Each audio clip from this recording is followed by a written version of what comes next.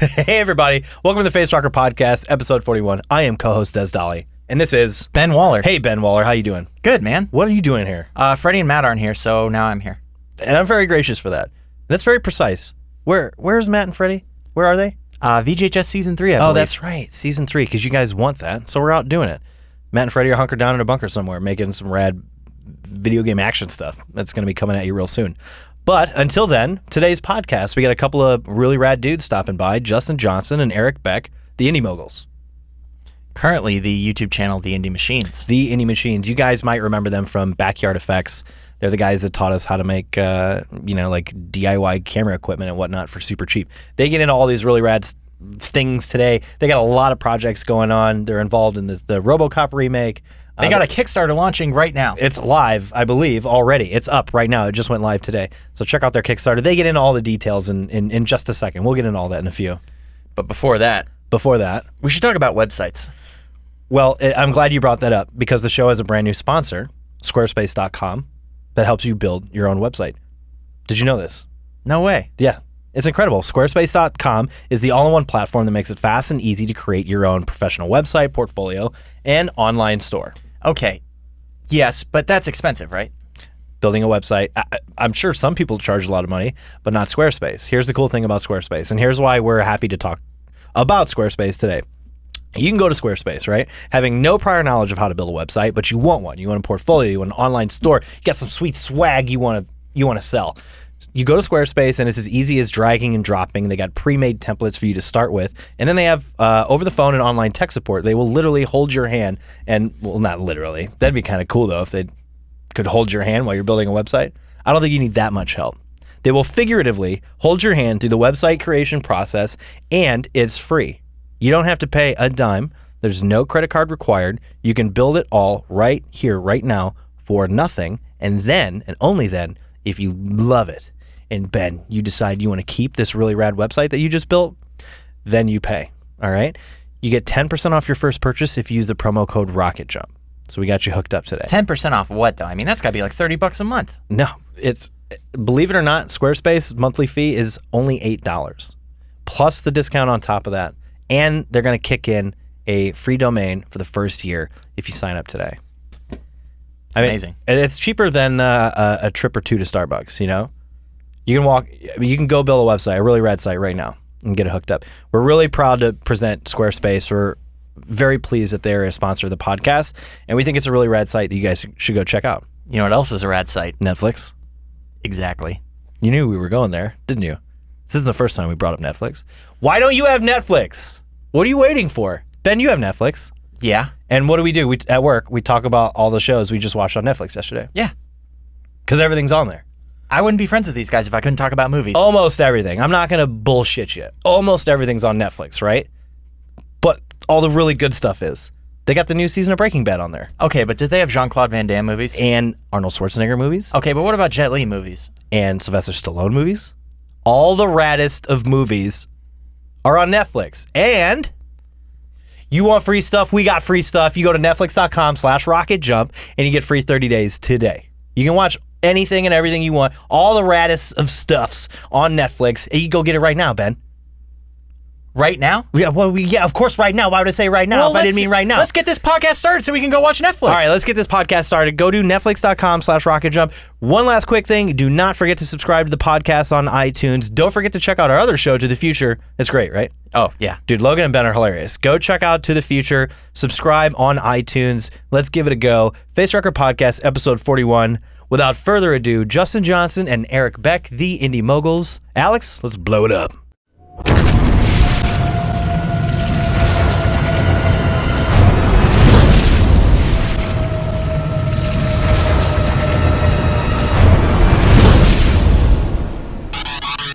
Welcome to yet another Facerocker Podcast. Sitting here with my co-host, Des Dolly. Hey, how's it going? And Matt Arnold. How's it going also? And today, we are sitting down with a couple guys who may be familiar with people who are familiar with our work, or at least the indie filmmaker crowd. We're sitting with Justin Johnson and Erik Beck. Hello.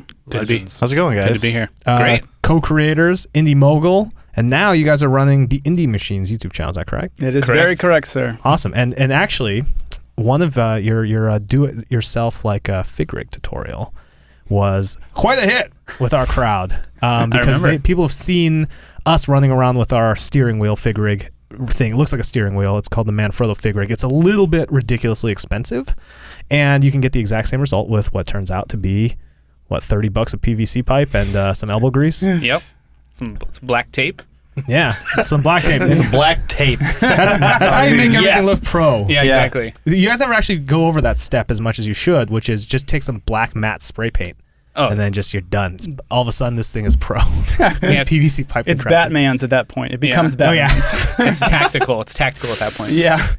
Anyway, how you guys? So real quick, because we had a conversation before we got into this, and we got into this. I wanted to ask because we were talking about like vehicle hand signals and stuff like that. Have you guys ever gotten a rental car they have like the controls for the handicap, so it's like all hand controls for acceleration and brake. How do you get those? I didn't know that was a thing. You can request them when you go to a car rental place. Have you done this? No. I've seen them though. Oh, and I've all ridden right. in one. It's weird. It's like, because I always think, I don't know, this is me. I sometimes think about like if you were in like if you're in a car and you could have like mech controls, like if you had two things that could go forward, Right. like a full on Like tank controls, like basically. tank controls. You in want your a tank. car. You want to rent a tank. Well, if you That's had a different van, thing. right? Like if you guys got a van, tank controls, that sounds like the way to go. No, that would be the only way to do it. Yeah. Is that what they're like? Like Like handicapped people, is that even the right term? They're- Are using tank controls I mean, on the freeways? That sounds terrifying. all tank drivers are handicapped. You guys didn't know. They're the best. That's the way. When you get injured in the army, they just put you in a tank. Yeah, that's tank the duty. army wheelchair. Tank They're driver. like, oh my gosh. Just kidding. Looks like you got a wheelchair now, and then you just get a tank. Let's slowly back away from this line of Yeah, so conversation completely. with our hands up. Anyway, so real quick, one thing that you guys have done recently that we had just seen in the office was the Robocop remake, and we That were was going amazing. through it, and it was, to be honest, the whole thing is like it's hit or miss, but there's a lot of hits in there, and one of the hits was what you guys were doing with the miniatures and Yep. the heads. If you guys haven't seen it, there was I guess tell us a story about what this Robocop remake was and just how did you get involved and all that. Yeah, sure. It's actually the second remake that our friend Dave Seeger headed up. He's like a big person in the Channel 101 community. Yeah. And just the idea is to ruin RoboCop before Hollywood gets a chance, and so that's why it's called our RoboCop remake. And we were one of the filmmakers that got to make this scene, and it was just tons of fun. Yeah, just an awesome, like the roster of people who are involved. To me, it seems like one of those things where like 10 years down the line or 20 years, they'll be like, all those people did this stupid thing. And It does. like, It does what feel the like hell? that. It does feel like a who's who of coming. I mean, even Channel 101 has always kind of been a place where new guy, you're like, oh wow, those guys like the Lonely It's a Island proving guys. ground, yeah. Yep. Duncan Brothers who do stuff with Dan Harmon. Dan Harmon himself, is all kind of bred from this weird indie sort of filmmaking competition every month. Yeah, almost. it's like the second city of video creators. Yeah, You know, in a like, way, yeah, they all went to absolutely. SNL and did their own things. It's like those kind of proving grounds where people can assess everyone else's talent and like move themselves up to the most talented person. I think it's awesome, man. I love Yeah. that stuff. That's why it's all I great. think the feedback is a little more like direct and honest than you just throw something up on YouTube and you get like 1,000 comments. Right. Like it's good. People, And you you always get good like ratios. Yeah. So what was the choice behind, because the video is on Vimeo, correct? Is it not on YouTube? the main videos on Vimeo. I mean, there's certain scenes in there that let's just say are a hard R. Farms. Yeah. It's insane. So I think that's the choice for Vimeo on that, and they kind of left YouTube as like if for people like us who want to split the scene off and put it on YouTube. I think it worked the best like that. So Vimeo is a little more of the art house venue. So it's less banner ads for advertising. How did that work? Where did the money come from, and how did they decide who gets to work on this and who does which Wait, segment? what's money? Yeah, exactly. It's that green thing that you use to right. get. No, that's food stamps for the food. Right. The money's That's for, right. It was really just our friend Dave, who just is really central to this creative community of people who just do stuff for fun. And because he had done the Footloose remake before and just had a lot of good karma in the community, he reached out to, it's over 60 filmmakers. That's right, yeah. And he would assign scenes based on, I think, who he thought could execute very well. Oh, interesting. And it was all just kind of random. He just emailed us and he was like, hey, I want to do this. And we didn't expect to get money. At the very least, it's like those projects are great because you can try new things and there's not a client who's going to be pissed off at you. Yeah. It was all self-funded, and we built our set just like in my driveway, and a pretty big set, about 4 feet by 4 feet. It was bigger It was than like you think. 9 feet. Yeah. But we saw the scene, and it's like this crazy, like, climactic scene where there's, In an abandoned steel mill. a steel mill, We're right? not going to steal that There's shot. like cranes, and it's like, right, okay, yeah. how are we going to do this? And we For those decided action of you figures. familiar with the RoboCop, the RoboCop. Great, now I'm sounding like my dad. my dad who puts RoboCop. Check it out. My dad who puts Facebook. the, like English being a second language, puts the in front of everything. Oh, my mom does that too, and English is her first language. Yeah, well, I saw you- that Gone with the Wind movie. no, he will. He'll The straight gun- up be yeah. like, you want to go see the Star Wars? Yes. Sure, was the we'll go original see- title, though. That's Yes, true. that is correct. Yeah, maybe he's just like really hip. Yeah. Just like, hello. I was a producer on it, don't you know? Yeah. That's why I have 20 cars. The accents of the guys in the episode 1, that's me. So wait, I've literally lost my train of thought here. You're talking about RoboCop. if you've seen RoboCop. the RoboCop. Yeah. RoboCop. It's the scene. It's like the climactic scene between the guy from that 70s show. Guy from that 70s show. Red Foreman. Red Yeah. Foreman. And And the RoboCop. and the RoboCop. And I will say, by the way, it's been long enough between RoboCop viewings for me that I saw RoboCop when I was a very impressionable young youth, and the only things I remember from that were the thing like falling down the stairs, the stop motion Yeah. like Ed robot- 209. Ed 209, his hand getting blown off, which was pretty traumatic when you're yeah. like watching that when you're 12. By the way, not the best age to watch RoboCop. And Murphy's hand. one of the commercials. And specifically this scene where he gets impaled by a tube or Like a steel spike. Do you remember the Yeah. toxic waste guy? Do you remember that? The scene? melting? You don't remember No, that? I don't Oh, that one Oh, sticks out to me horrible. big Yeah. time. Yeah. Definitely. Bringing up seeing it when you're too young, I actually saw that movie. I was in a after-school daycare thing. And I was the oldest, and I think that age or maybe younger. Yeah. And the youngest were like not even old enough for school. Like Yeah. 4. And there Yeah. was like one girl that worked there. She was probably like 22 at the time, and she thought it was a good idea to play RoboCop at like Oh my God. like because it Whoa. had just come out, and I was like, I heard Oh, about this yeah. on TV. I want to see this. The Robot Cop. Sounds Yeah, like something for kids. it's exactly That it's sounds robots. great. So I went home and it's like, Mom, we saw RoboCop today at daycare, and she freaked out. Oh. She'd heard that it was rated R, rented Yes. it. I got to see it again. Oh man, bonus. so, Dude, the best. so that she could see how terrible it was. You played that perfectly. Yes, exactly. Well, the other thing I remember was the spike as The hand spike. The hand spike. data. The data, USB yeah. device. I remember like USB literally. 1 point. Yeah, I remember running around with 1 point. Nice. I like that your mom just made you watch it again though to check if it was Yeah. terrible or not. Yeah. Is this the movie you saw? Is this the filth that you saw? Yeah. Watch it again. Which part was the scariest? Raise your hand when you're scared. RoboCop. It was my cousins that introduced me to RoboCop, and they were like, "Yo, this movie's awesome." Well, I used to get in a fight with Mikey Kowalski in 4th grade. This is like a real person. No, This sounds Mikey, like your Mikey cartoon Kowalski character. wore RoboCop gear every day. He No was a big way. RoboCop fan, and I had never seen it, but I had seen the Terminator, and I had the Terminator chip on my man. shoulder. So no matter what Mikey said, no matter how cool that movie sounded, I was like, "There's no way the Terminator is so much more badass than RoboCop."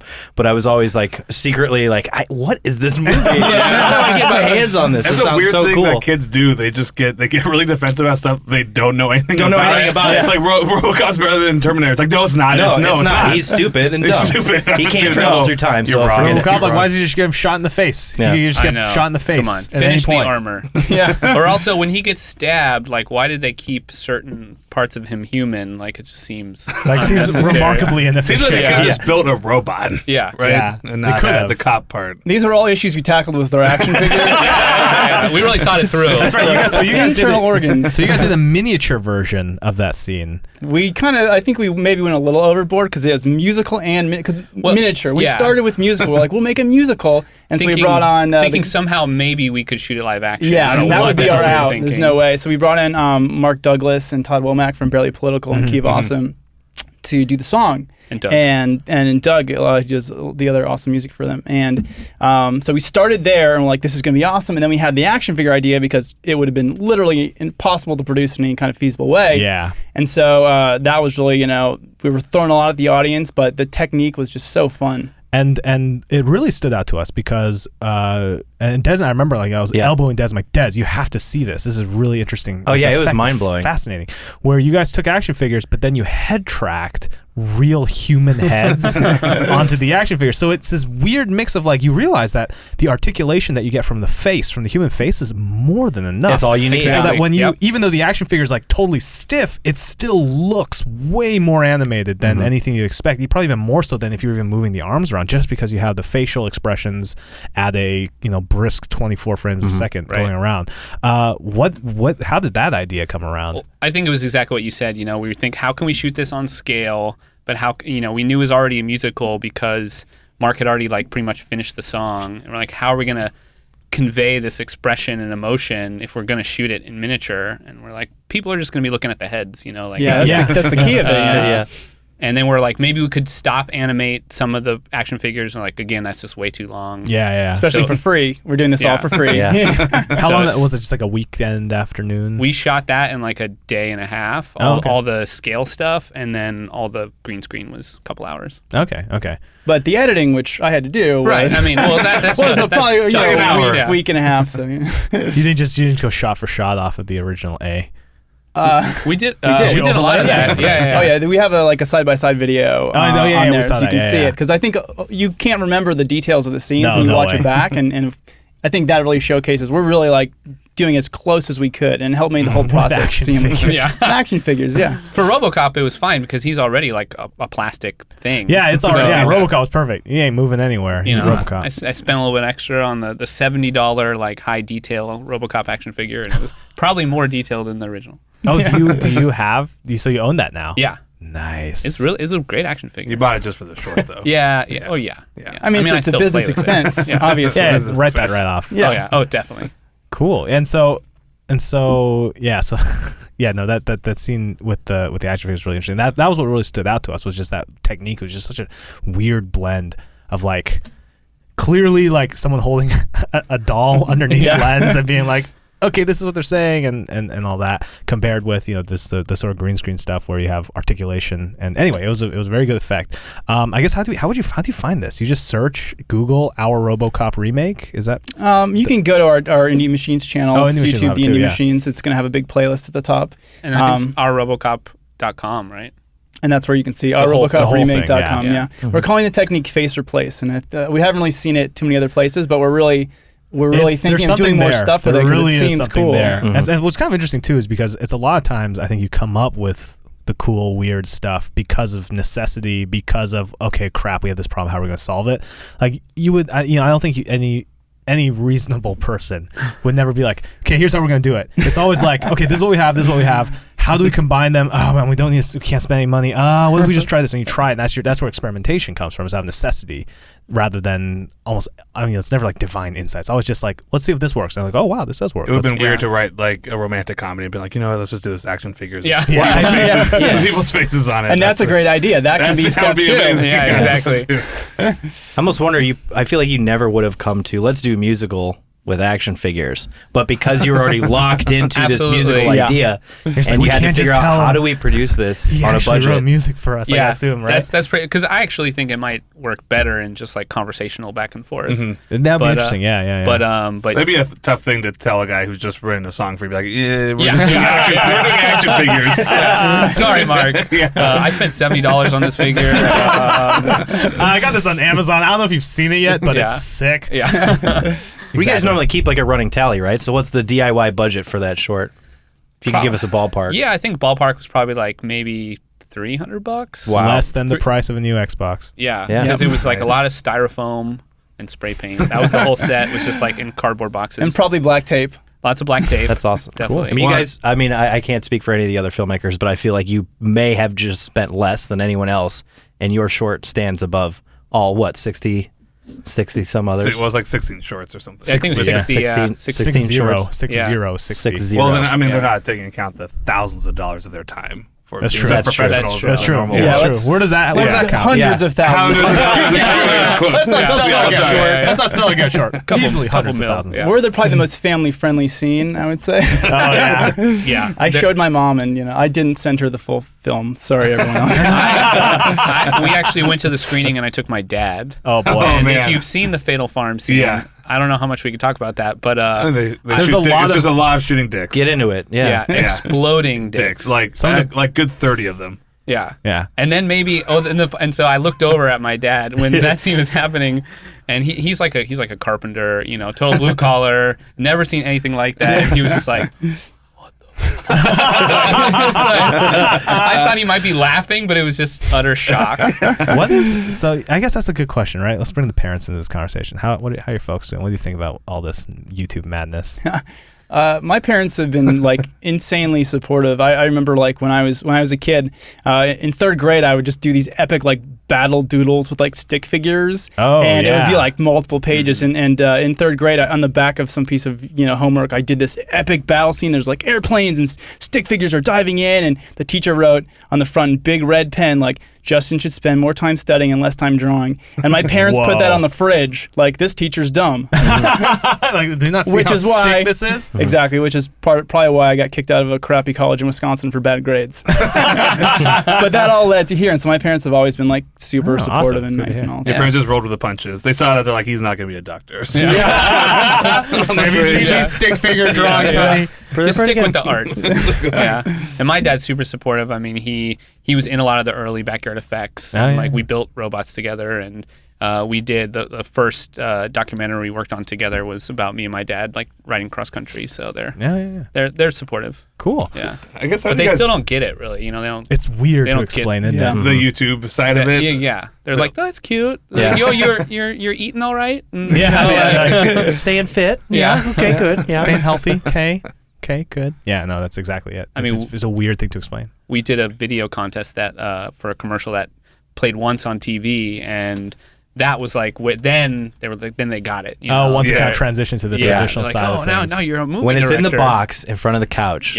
It's legit. Exactly. It's crazy how that works. You can get millions of views online, and yet to a lot of America, and that's just another screen. In the room next over. Now it's not the same as the television. I remember the first time I just came home to like pick up a package, and my dad just looked at me, and it had nothing to do with us. He was like, I heard about the YouTube on the Wall Street Journal. They're talking about the YouTube. That's what you do, right? He's like, I'm like, yeah. He's like, all right. That's the first time he's like, oh, I heard that word that you do in a paper I read, so it must be a real thing. He just gave you the nod, like the nice. Yeah. All right. Yeah. I guess you're not. He still had porn. no idea what it was. I'm writing you back in my will, son. Yeah, exactly. I acknowledge you, young man. That must be so confusing because you're not saying I'm going to be a filmmaker. It's like I'm doing this I'm just doing this alien word you don't know. Yeah. Our kids will do it to us someday. Oh, They'll be like, what's Zerdares? Zerdares? Well, don't you know, Dad? It's like when you dare each other and there's Zerdares. It's when you upload your consciousness into somebody else's consciousness, you make a new being, and then you raise it, and then you show it to the rest of the world. Like, what's so weird about that? I'm like so popular on that. I can't believe you don't understand me, Dad. And then just like the human race is over. I'm going to my space pod. So you come down from that space pod right now, son. You teleport right down here. I hope that's exactly what that is 50 years If I can now. say the phrase, you teleport right down here from your space pod right now, I'll be so happy. What a strange world. Human race is a good. So good aside place. from all the bundles of cash, what pulled you in the direction of YouTube? I don't know you guys' story. Yeah, what's the origin? We both work for like an internet startup called Next New Networks. Okay, which got eaten up. Exactly. By old Daddy YouTube. The old YouTube. Daddy Googs. So I got hired on there, and it was late 2006, early 2007 as the first creative hire. And I've been doing online video for almost 15 years, so it's been a long journey. It's changed quite a bit since Quote then. unquote, maybe the first online video blogger. Yeah, the first video blogger. He got in an argue with this other guy. Yeah. He's like, no, I'm technically... Let's not bring him up. There's a big feud going on. Everybody still bitter. So they brought me on to Next New, and I had done a lot of video stuff before online with a site called Film Fights, which is essentially kind of one of the 2003. I remember Film Fights. Yeah, 2003 was the first competition site online, and it's still going, 10-year anniversary. That's right. Yeah, it was like it would. I literally remember this in some other conversation, but remind me, what is Film Fights? So essentially, Film Fights, back in 2003, like I knew probably 10 other filmmakers online, and I was like, we need like a central place to like, hang out and compete, because I just love the competition aspect. Mm-hmm. I should have made YouTube. I did not do that. This would be a Instead, golden jacket. I like to think in, kind of a microcosm. So I made this site called Film Fights, where essentially, for me as a creative person, I love to start with some inkling of an idea. It's like a teacher's like, blank piece of paper, write a paper about anything. It's like, oh, you sit there and try to think. Or write a paper about a space banana. You're like, sweet, Space bananas, I can work with that. So you start with something. So Film Fights basically provides a title, a genre, and a time limit, and then a deadline. And so filmmakers from all around the world, I was like, me and my 9 other friends will compete on here and it'll be fun because I have a server and no one else does. That was like the big thing back then. We bring this up with some of the other OGs of online video, OGOVs as I like to call them. But it's the thing at the time was just like, where do we put this? Yeah. How do we gotta compress it? You gotta use weird codecs. Gotta get my Sorensen. Real media. Sorensen. Oh my god. This is like the old man walked uphill both ways kind of. Right. I had to compress the Sorensen. Yeah. 640 by 360. That's what it was, kids. So it kind of was like I think it's like the pre-version of Channel 101. It's like really it's perfect for filmmakers who are just starting out and who want like a nice place to get good feedback. Great feedback. Which is great. So, and that's how I met Erik back in 2005. He was submitting to Film Fights. I discovered him at the same time, and I was like, I'm clearly not good enough for Channel 101 yet. This is like Film Fights was like the minor leagues. I'm like, I'm going to start here. Is that what you told him? Yeah, that's what I told you. It's a great place to start. You got to start somewhere. Yeah, it's great, and it's a great community, great feedback. And so I met Erik, and he started, just on the website, and he was doing things with puppets, and I was like, this guy's so creative. And so when I got hired at Next New, they're like, tell us all your friends, and like, let's get shows for them. And so one of them was like, Erik, he's good at building stuff. He should do a show about building stuff. And I was like, I want a filmmaker network because we're going to launch all these internet networks, and everyone's like, that's crazy. So that's how Indie Mogul started, and Erik brought on the first show, Backyard Effects, which went on to hundreds of millions of views and Webbies. And great success, actually. Inspiring a lot of people.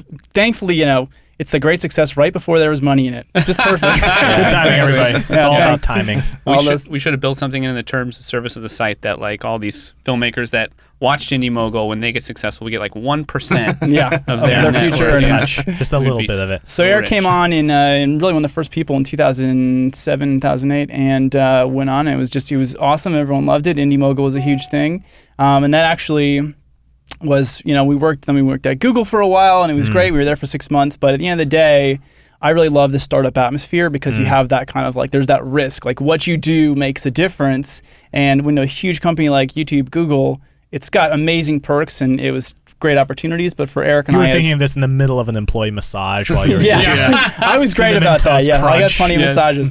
And so for Erik and I as creatives, we felt our path was looking at even people like you who are doing great stuff on YouTube. We're like, that to us was the ideal. Like the full-time, if we could spend full-time hours making creative stuff, like we knew we'd find success in the end. And so we ended up leaving. Google. After 6 months. Who does that? Way before our stocks vested, so whatever that means now. But really, it's like an investment in our time and ourselves, and moved out here to LA. It's been great.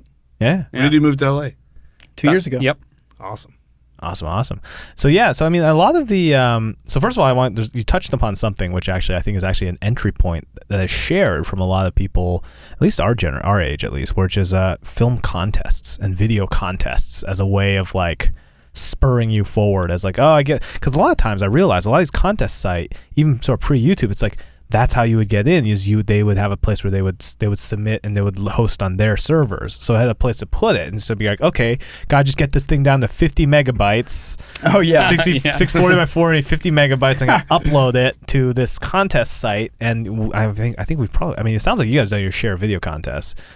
Actually, one of the many other ventures, I have onlinevideocontest.com where we list all the videos. So that was since 2006, and we've really, for Erik and I coming out here and not having that like full-time salary anymore, that's great. For me, it was video contest is a great way to stay creative, not get too entangled in like any kind of like full-time job or long-term anything, and take a shot at making some money. And so that was a big part of our year last year and led to a lot of really great opportunities. Thank you very much for listening to today's podcast. We're going to take a very short break.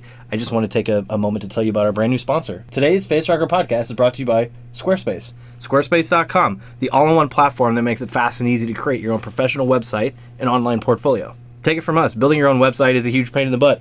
It took us forever to build RocketJump. It's a very difficult task, especially if you're an artsy-fartsy creative type that doesn't know how to code. Use the offer code RocketJump, sign up for a free trial, and you get 10% off your first purchase. These guys are great. It's all drag and drop, fully customizable. You can link your site right to your Facebook and Twitter profiles. Even a chump like you, John, can put together a great website in minutes. Well, from what I hear, they've got tons of design templates and style options, and they update with new stuff all the time. You can even set up like a merch store in 2 seconds. You got a bunch of merch you want to sell? Not yet, but I will be now that I can use Squarespace.com to easily set up my website. You can. It's just that easy. Plus, there's this really cool feature where all the designs also come with the mobile version, so your site doesn't look like total garbage on an iPhone. Also, if you need a little help, or if you just want someone to talk to because you're having a lonely Saturday night, they have an amazing customer support team. Over 100 people on call 24/7. Thanks to Squarespace for supporting the show. Head over to squarespace.com and use the promo code RocketJump for a free trial and 10% off your first purchase. Again, just go try it out. Design your website. If you like it, then you buy. All starting at $8 a month.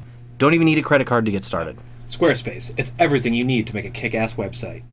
Hey guys, how's it going? Jimmy Wong, aka Ted from VGHS here, telling you to check out shop.rocketjump.com. We've got brand new merchandise like iPhone cases and iPad decals to shirts, Blu-rays, and posters, including brand new Season 2 designs from our friends at Danger Brain. There's also the incredibly popular VGHS hoodie, and some of our older shirts are on sale for a great price. So make sure you check it out right after this podcast at shop.rocketjump.com. Thanks so much, guys. We've mostly been entering to this website called Tongle. Yeah. Actually, we're nominated for a bunch of. They have a award show coming up called the Tongies. the first annual Tongies, which we have no idea what to expect, but we're very excited. And it's that site in particular is great because you don't really have to. You pitch like an idea, then you have like a small production budget, so you don't have to really like invest too much time or energy until you're guaranteed at least like a little bit of money. Which since we're really going at it as a business almost, we needed this to pay our rent. We could pick and choose and not minimize the risk. So I think for a lot of people starting out, it's a good way of testing yourself and seeing like, all right, here are my parameters. Here is a deadline now. I'm no longer, subject to the wishy-washy whims of like, oh, I guess I'll make a video some point tomorrow or maybe next week or maybe the week after that. But it's like, nope, it's due here. This is what it has to be about. Get your friends together. It forces you into action, which I love. I love stuff that forces you to do that. And I think there's like a lot of things that people actually don't realize about video contests, and like I want to hear because I think we should all go around and share, because I have my list of tips for like kids doing video contests. But what are your tips if someone's like, all right, here's a video contest, here we go? Like what do they need to do? What do they need to think about? I think my biggest one is to like put yourself in the mind of the brand. I think that's what most people don't do is they get so wrapped up in being an artist, and you don't understand like they're footing the bill and they have a brand identity, and that's all they think about is who they are as a brand. They're going to pick the one that's most like the commercial they would have paid for. Yep. Absolutely. Exactly. Yeah. And we had a lot of great experience on Indie Mogul because back in the day we did brand integrations with movie studios and things like that. And so through trial and error, we learned that process of working with a brand, even though they were already committed. And so we kind of learned how brands think. So that's what we start with the creative, what excites us, and then we always put it through that filter of and that's why we would pick brands that made sense for what we do. It would be hard for us to do like a women's deodorant. Which is one that apparently we looked at. Tipped off just right off the tip of your tongue, that one. But the things we did were for brands like Lego. Right. What creative person doesn't love Lego? Star Wars and Pringles, like these are things where Star Wars themed Pringles? They did for a second. What do they taste like? Like the Force. Like midichlorians. Midichlorians. Which taste gross. Sprinkled with blue stuff on it. It's like, I don't know if this is the... So we made sure to pick brands that we knew we could really knock the creative out of the park and make something that they would want. And we wouldn't have to fake it, Yeah. And onlinevideocons.com is a good resource as a sort of a clearinghouse for where all these... Because everybody, at some point, some agencies like, you know what's hip and cool right now? Kids. And that YouTube. We got to get on the YouTube somehow. And they're like, well, we should do video contest. And there's a good place. Because a lot of times, I remember how we heard about this stuff would be like, in film school, they would hear it from like there's a contest going on that Microsoft is putting on or something. That wind that like sweeps over. It was Microsoft. Coke was the one that came through every year. The Refreshing Filmmakers Award. Coke won. Everybody did the John Woo one. The John Woo Stranglehold contest.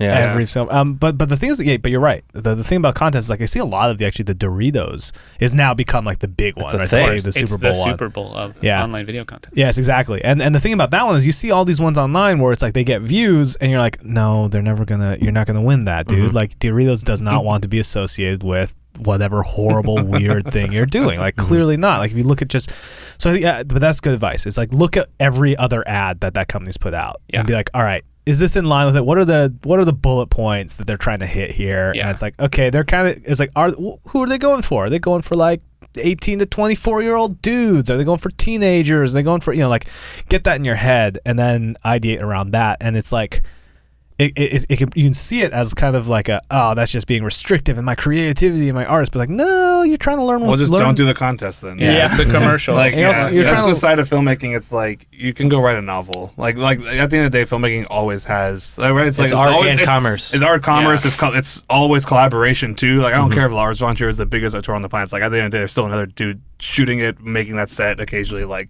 there's always gonna be collaboration, and it's just a very unless you're like the guy that does Mothlight who just sits on 16mm film and paints on it. Yeah, it's like wow. That's everything else. It's like no, a film as you understand it is a commercial, creative, and collaborative endeavor. It's not just one person getting across. And the big thing about I think contest for me is always votes, the community vote thing. Really look at that clause real close, because the big sentence that you need to look out for is the right for the judges to reserve their judgment at any time, which is what that means is it doesn't matter how many votes you get. Or stands for like 10% of the ones exactly. The voting is 10% of the final decision or something. And 56% is 70% is the judge's decision. It's about, you're not trying to impress everybody, and it doesn't matter. You can have a video that goes super mega viral and everyone wants to see it, but if the brand isn't happy with it, they just won't pick it. Yeah. And they probably don't even want it out there if it's against what they. It's bad for them in a lot of ways. Yeah, exactly. And if it does do great and it's kind of in line, they just won't touch it. You're just giving them free promotion now. Congratulations. We do consulting for video contests, and one thing that we always suggest is have the judges pick their favorites and then do a vote, because why leave it up to chance? Why would anyone ever be like, let's just leave it up to let's just let 4chan figure this one out. It's like, good work, guys. Trust their judgment. Yeah. When we were doing the Star Wars one, there was we got a peek at some of the other contestants, and there was this one that was really funny, but they had this Chewbacca character, and the mask they used was like, it was like Chewbacca was like melted in the a microwave. Yeah, it was like it was just like skewed, and it was great. But we're like they're never going to pick this because they're so sacred with, you got melty face Chewbacca. Yeah. It's hideous.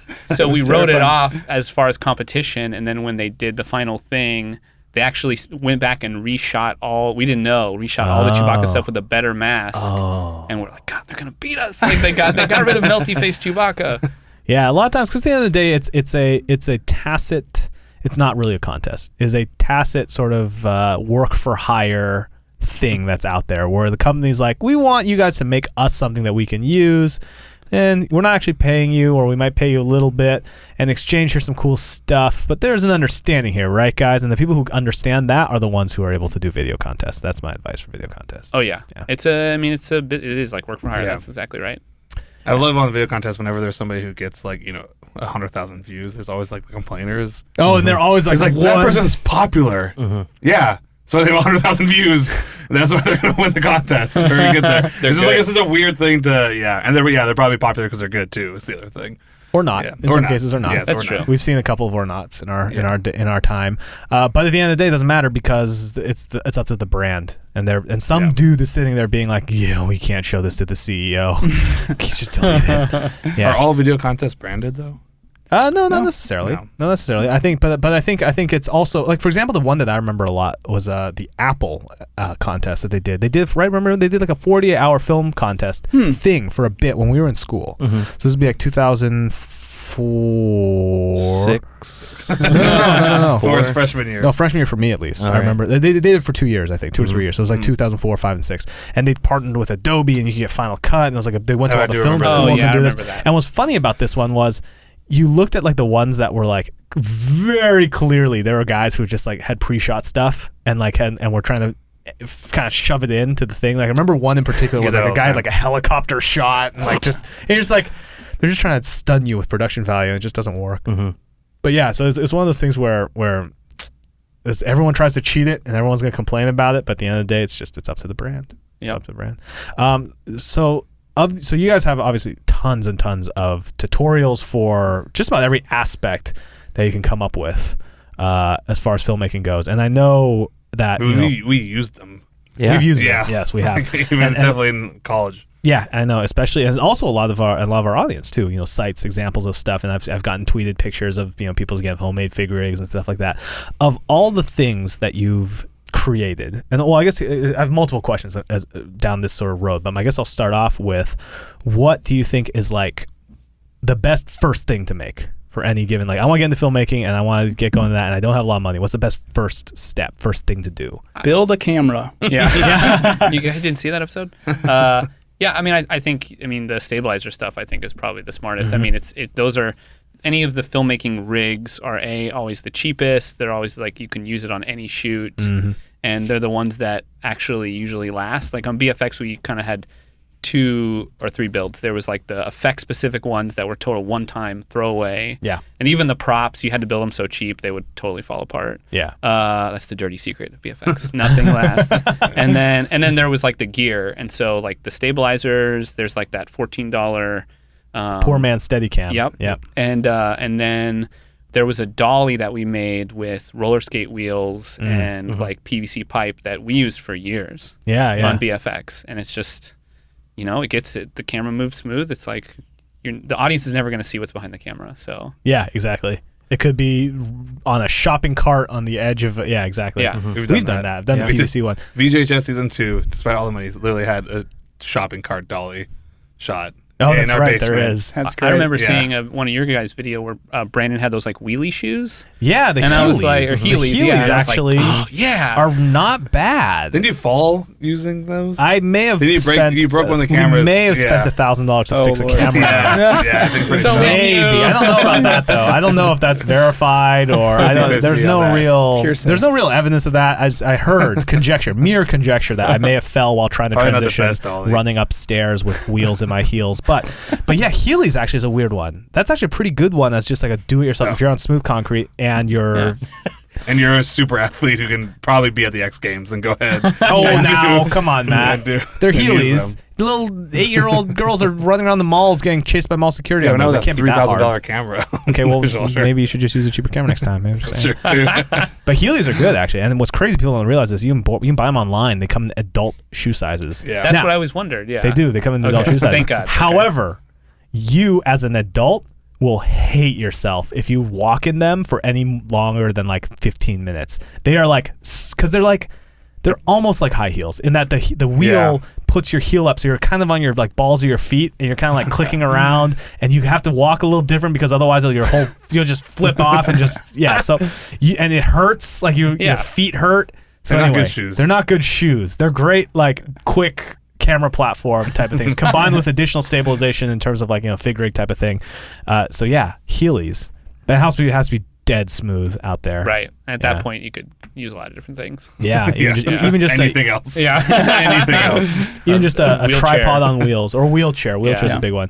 Let me ask you something quick, Des, because you ever use a wheelchair and like your stuff with growing up? Yes, I had a Where did wheelchair. You get I bought a wheelchair? Garage sale.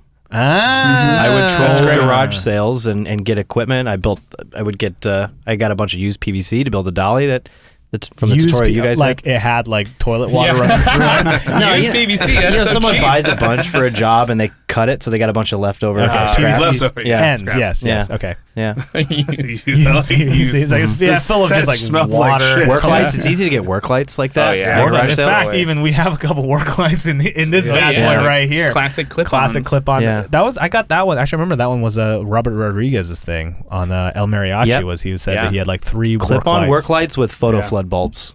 Yeah. And a ladder, right? Like that was his whole kit. Yeah. That's awesome. Those are good. Those are you can get those at hardware stores, and they're just like the bulbs are harder. You have to go kind of like to a photographic store or something. You can get like the actual cinema bulbs that are brighter. That you kind of, I feel like you used to need that when you were shooting film, if you were shooting 16 like Robert was, but nowadays with digital you can white balance to anything. Just get any bulb. Yeah. Good point. Good point.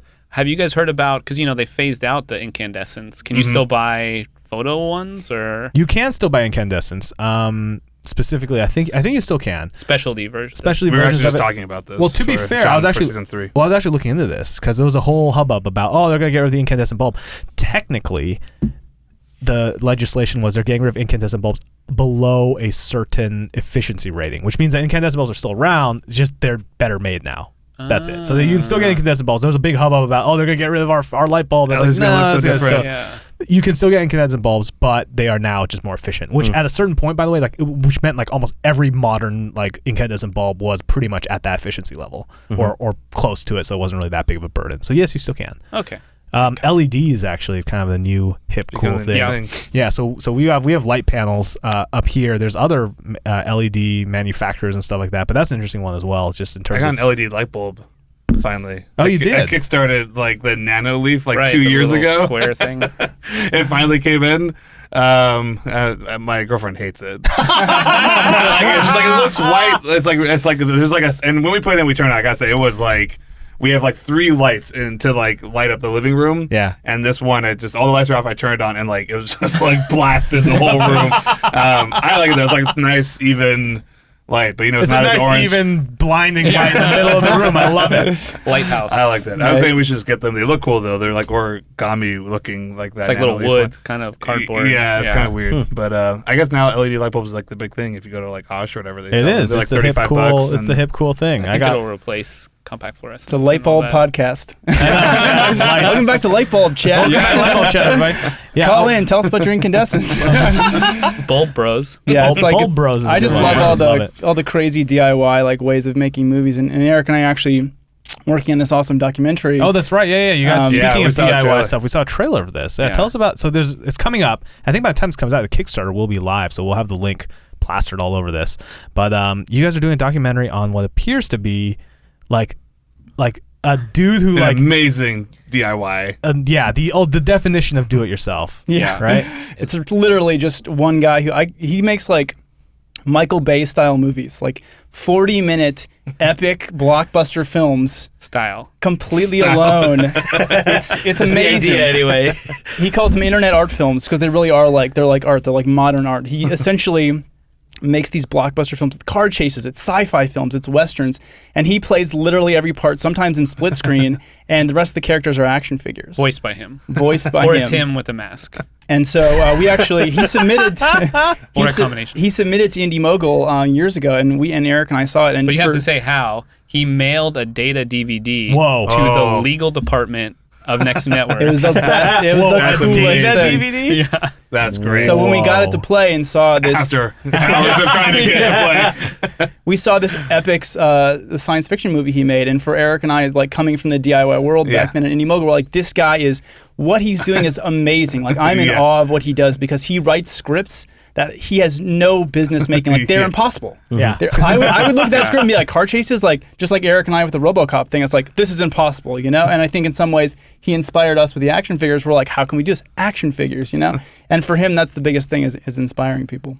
Yeah, it's amazing. He's super inspiring. Where is he in the world? He's in Wichita, Kansas, and he lives in this tiny like studio apartment it's like a big old house that's been carved up into a series of tinier and tinier studio apartments that like I think it's like 4 or 5 just random dudes like live in this house. Okay. And he's got the biggest one, which is probably smaller than this room. And that's his like apartment, kitchen, like action figure workshop. His studio. RG Studios, that's what he calls it. Yeah, and he works, and what's so crazy is like, he works a graveyard shift at a prison. Oh, and wow. so it's like his spare time, he works in these for 3 months, and his spare time is making these epic worlds, like, pirate movies, everything you can possibly imagine, making these epic worlds with the time he has during the day, when he's not working. And what's amazing about him, and that's what really like makes him an artist to me, is that he thinks the internet is it's this amazing showcase for artists.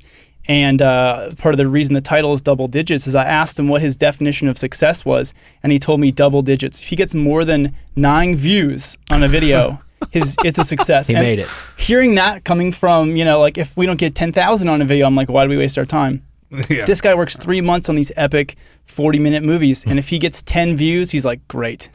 Man. And that is just a huge, just as a creative person, if you're like, he can work that hard and have a payoff that's just so tiny compared to what you would kind of aspire to, like, that's amazing. I mean, he's got 77 subscribers on YouTube. What's his YouTube channel? It's cheap homemade movies, but it's misspelled. We'll put up a link. Yeah, we definitely should link. I mean, if you can get for him to have like 150 subscribers would be freak out. the biggest thing in the world. Because But now the it's dude triple digits at that Well, I point. feel like the Yeah. internet is definitely split because we talk about this all the time. Like you kind of lose sense of like how many people you watch. Yeah. Like it feels like, I don't know, it's humble bragging or what. It's not trying to be like, I never really do think about it. Every once in a while I'm like, oh, not that many people saw it. I'm like, a fucking million people saw it. Like, that is mind blowing. And like up until the internet, if you're a stand up comedian or you're doing, like improv, like a band. getting 20 people is amazing. Like 20 people to sit there and listen to There's the like stupid 100 shit people you're in saying. a club playing your band. Yeah. You got 100 people at this show. Yeah. Like, holy crap. Like when I was in elementary school, I would draw, I would write little dumb plays that I know with my friends and various things. If I could get like 5 people to sit down and watch something, that was mind blowing to me. Yeah. So no, it is. It's amazing Yeah. to think about that, because at the end of the day, it's like if anybody like will listen to what you create, that's awesome. And he's been making films for 35 years, since 1979 when he was a kid on 8mm. Wow. Do you have like the clips of his old films and stuff? Some of them. Oh man, He gave me I really wanna see a this. plastic bag full of VHS tapes of his Whoa. films, and he actually ended up going to jail for 4 years. He went through alcoholism and battled drug addiction, all this stuff. Like, he's lived a real legit life. Yeah. And when I went down there, I'm like, oh, this is going to be like a guy like filming crazy stuff with action figures. Like, that'll be like interesting to see. And I uncovered this amazing life story of a guy who, he's a full-grown adult, and he has as much energy as like a 15-year-old filmmaker who's just starting out.